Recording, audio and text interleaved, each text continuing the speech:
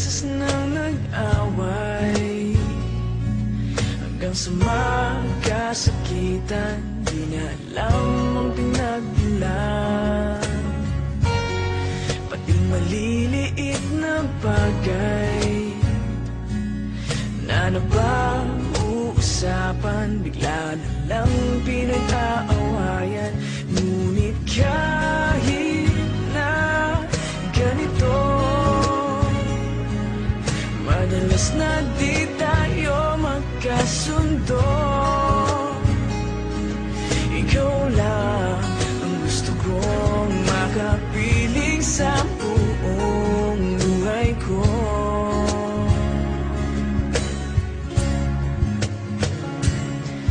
Kahit na binabato mo ako ng kung ano-ano, ikaw pa rin ang gusto ko. Kahit na sinasampal mo ako at sinisip at nasusugatan mo, ikaw pa